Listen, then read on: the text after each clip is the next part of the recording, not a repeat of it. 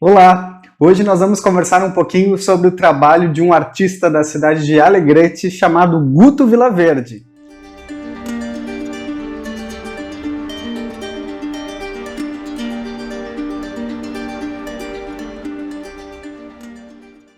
Eu sou Jefferson Nascimento, arte educador aqui do Sesc RS, e hoje a gente vai conversar um pouco também sobre mosaico, arte pop, como que essas duas vertentes da arte podem dialogar. A obra do artista Guto Vilaverde nos convida a fazer uma interação entre a arte milenar do mosaico com a arte pop. Tentar produzir algumas ações inspiradas no trabalho do Guto Vilaverde. Se você não me enxerga, mas me escuta bem, eu sou um homem de cabelos curtos, estou vestindo uma camiseta de manga curta azul royal. Atrás de mim tem uma parede branca com dois aros com uma flor colorida, uma coruja feita em crochê. À minha frente, uma mesa com uma toalha cinza e diversos materiais em papel, mostrando a técnica do mosaico, alguns potinhos coloridos com retalhos de EVA também coloridos, tesoura, lápis e borracha. Bom, primeira coisa que a gente vai fazer é conversar um pouquinho sobre o mosaico, essa arte milenar. Tem tantas histórias e tantas fontes de entrada sobre as origens do mosaico, sobre os primeiros registros, e um dos lugares em que se tem esse registro mais antigo é na região da antiga Mesopotâmia, com o estandarte de Ur, uma peça, um artefato arqueológico encontrado há mais de 2.600 anos antes de Cristo. Esse estandarte mostra a técnica do mosaico representando, de um lado, guerreiros indo para a guerra e de outro lado, eles comemorando a batalha vencida. E aí a gente vê um primeiro ponto da arte do mosaico, que era de decoração, desse lado de ornar peças, muito mais do que ter um sentido artístico mesmo. E aos poucos, a história romana, a história grega, vão trabalhando também com o mosaico que sai então dessas peças ornamentadas e atinge as calçadas, as paredes, os tetos. O mosaico bizantino, por exemplo, destaca muito essas técnicas para representação de figuras religiosas, com a inserção de ouro, dentre outros materiais. E como que a arte pop entra nesse diálogo, né? A arte pop, datada da década de 60, é um movimento importante da história da arte, onde alguns artistas desse período começam a criticar o jeito americano de ser, sabe? De muito consumo, freneticamente, com as cores e com a representatividade da mídia muito forte, agregando o consumo. Andy Warhol e Richard Hamilton são expoentes importantes desse movimento que compõem imagens brincando com cores e com a repetição de elementos do cotidiano. E o artista Guto Vilaverde nos convida a trazer esse diálogo da arte do mosaico com a arte pop. Ou seja, nos convida a brincar com a repetição, com o uso das cores, utilizando pequenas peças em formatos diferentes para compor os seus elementos. Uma marca importante na obra do Vilaverde é que ele decide por um enquadramento específico, que é um enquadramento de retrato, né? Geralmente as obras que inspiram ele pegam este quadrado, assim, né? Então o que eu pensei para a gente poder exercitar e brincar um pouco para entender melhor o trabalho do Guto Vilaverde? É a gente pegar uma fotografia, né, que esteja próxima da gente, aí no rolo da nossa câmera do celular, e tentar reproduzir essa imagem, né, repetidamente, utilizando cores diferentes. Primeira coisa, o mosaico ele tem essa característica de trabalhar com peças irregulares, né? Algumas têm formato mais quadrado, outras com pontas mais agudas, né? Se a gente for observar na obra do Guto, a gente consegue ver uma ideia de contraste entre as cores que ele utiliza para representar as obras.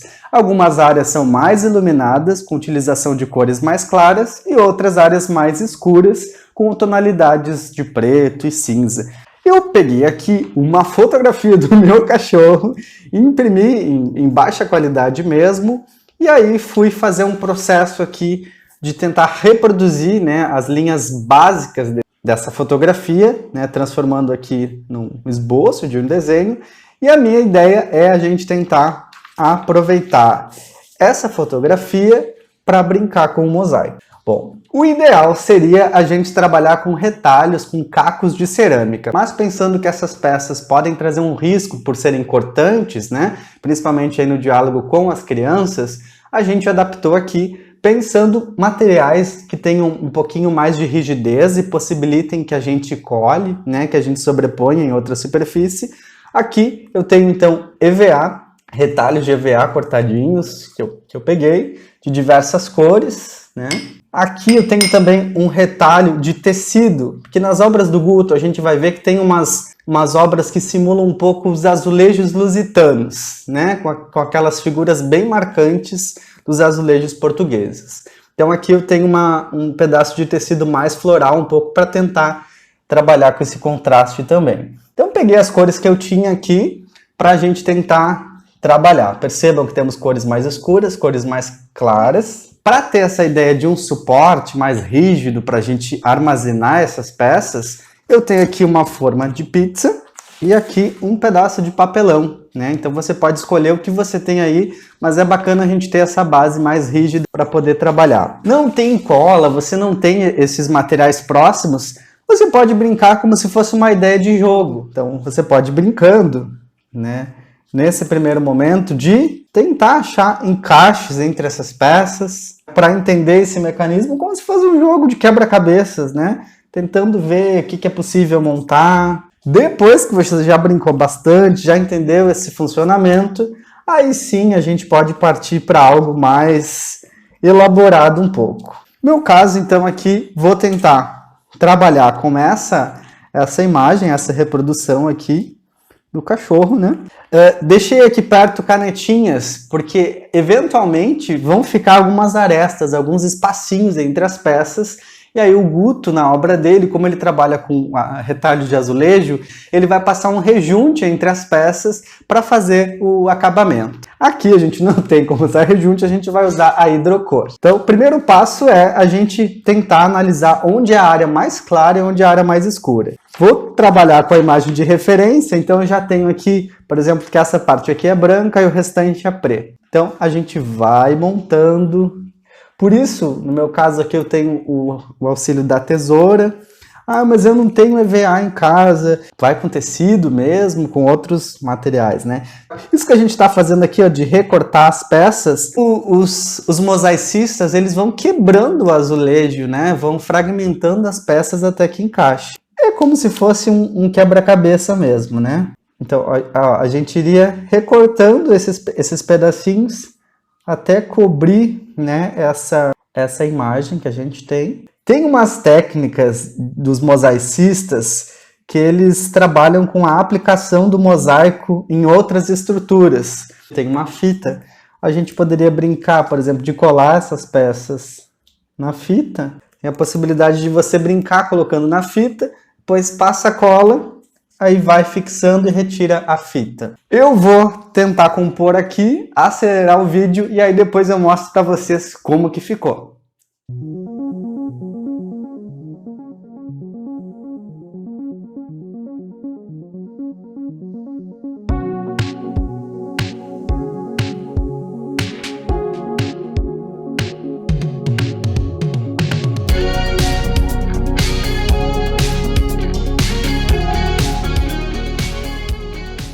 E espero que vocês tenham gostado dessa nossa prática aqui, brincando com um mosaico.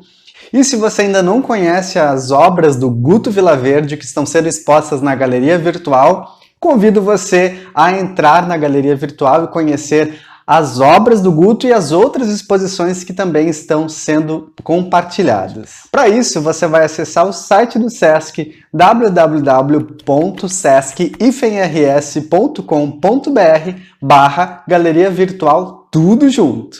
Lá, além das obras, você também vai acessar audiodescrições que comentam um pouco mais das obras, né, facilitando e possibilitando um outro olhar sobre as produções. O Sesc tem muitos jeitos de chegar até você. Acesse a cultura onde você estiver.